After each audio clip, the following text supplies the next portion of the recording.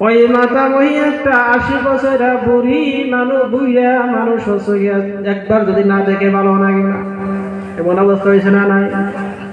আমার বন্ধুগণ, যুবক ভাইয়েরা, ওই মহিলা যে নাকি পর্দা করে না, আল্লাহর হুকুম মানে না রে বাবা, ওই নারীকে দায়ুস বলা হয়। আর ওই নারী দুনিয়ার মধ্যে দামি হইতে পারবে না। ওই নারী দুনিয়া এবং আখিরাতের মধ্যে দামি হইতে পারবে না। দুনিয়ার মধ্যে দামি হইতে পারে, কিন্তু আখিরাতের মধ্যে ওই নারী হবে নিকৃষ্ট। ওই নারী জান্নাতে যাইতে পারবে না। ওই নারী নিজের স্বামীকে সম্মান করে না, নিজের ইসলামকে সম্মান করে না, আল্লাহর বিধান মোতাবেক চলে না, নবীর বিধান মোতাবেক চলে না। ওই নারীকে বলা হয় দায়ুস। আমার বন্ধুগণ, যুবক ভাইয়েরা, একদিন হযরত সাল্লাল্লাহু আলাইহি সাল্লাম সাহাবাদেরকে বলা হইল, ও সাহাবারা গো, দুনিয়ার মধ্যে মূল্যবান নারী, দামি নারী, চরিত্রবান নারী দুনিয়ার মধ্যে কে? ওই সময় সব সাহাবারা ওই জায়গার মধ্যে বসে আছে, কিন্তু ওই জায়গার মধ্যে হযরতে আলী রাদিয়াল্লাহু তাআলা আনহু ওই জায়গায় হাজির ছিলেন। ওই সময় হযরতে আলী রাদিয়াল্লাহু তাআলা আনহু ওই মুহূর্তে উঠিয়া তার বিবি হযরতে ফাতেমা রাদিয়াল্লাহু তাআলা আনহার নিকটে যে হাজির হইলেন, যে বললেন, ও ফাতেমা রে, ও আমার বিবি। ওই জায়গার মধ্যে বিশ্ব নবী সাল্লাল্লাহু আলাইহি ওয়াসাল্লাম বললেন, ও সাহাবা গো, দুনিয়ার মধ্যে মূল্যবান, চরিত্রবান, দামি নারীকে? ওই সময় হযরত আলী রাদিয়াল্লাহু তাআলা আনহু বললেন, ও বিবি গো, তুমি বলে দাও, তুমি বলে দাও কে হবে?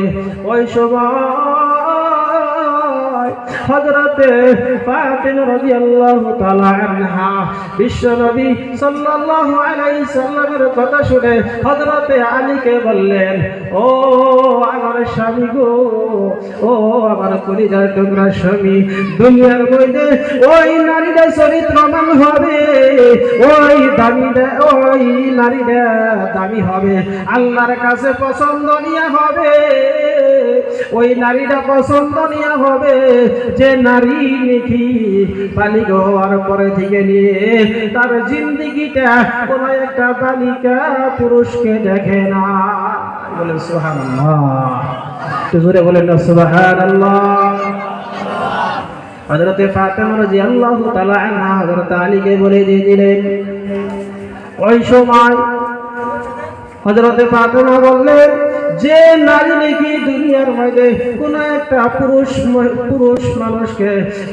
পুরুষ মানুষকে দেখে নাই, আর যে নারীকে নাকি বালিকা পুরুষ মানুষ ওই নারীকে দেখে নাই, সে দুনিয়া এবং আখিরাতের মধ্যে ওই নারীটাই হবে চরিত্রবান, আর ওই নারীটাই হবে মূল্যবান। বলেন সুবহানাল্লাহ। ও মুরব্বিয়ান, আমার যুবক ভাইরা, ও পর্দার নিশির মা বোনেরা, যদি আমরা আজকে ওই চরিত্রবান হইতে পারি, ও মন দামি হইতে পারি, নিশ্চয় দুনিয়া এবং আখিরাতের মধ্যে আমরা কামিয়াবি হইতে পারবো না। ও মুরব্বিয়ান আমার, এমন করি আমরা, ও মা গো, আপনিও মা, হযরতে ফাতেমা রাদিয়াল্লাহু তাআলা আনহা মা, আপনিও মা, খাজা মাইনুদ্দিন চিশতি রাহমাতুল্লাহ আলাইহির মা, আপনিও মা, হযরতে আব্দুল কাদের জিলানী রাহমাতুল্লাহ আলাইহি মা।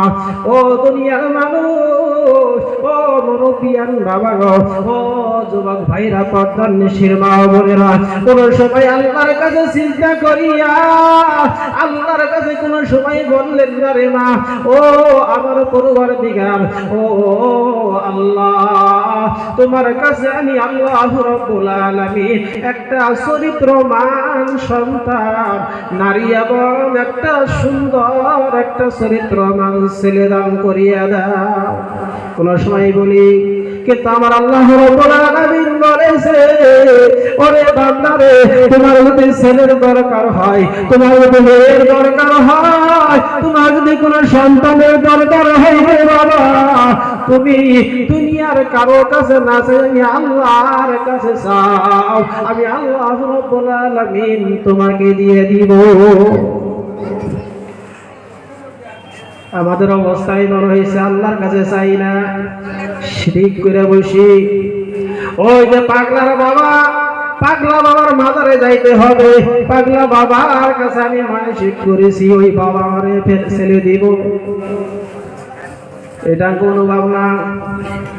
ও মুরব্বিয়ান, আমার যুবক ভাইয়েরা, ও পর্দার নিশির মা ও বোনেরা গো, এই যদি অনুভব থাকে তাহলে দুনিয়ার মধ্যে আপনি কোনোদিন লাভবান হইতে পারবেন না। কেন রে মা? আল্লাহর সঙ্গে যদি শিরিক করে, আল্লাহর বিধানের বাহিরে যদি চলেন, কোন সময় আপনাকে আল্লাহ রাব্বুল আলামিন আখিরাতের জন্য কবুল করবে না।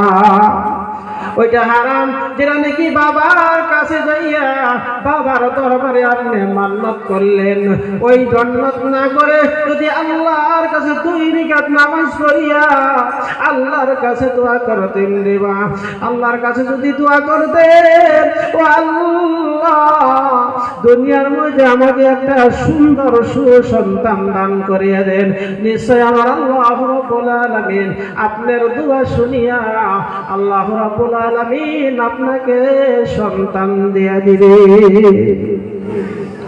ও মুরব্বিয়ান আমার, পর্দার নিশির মা ও বোনেরা, কেন আমরা এই ধরনের কাজগুলো করি?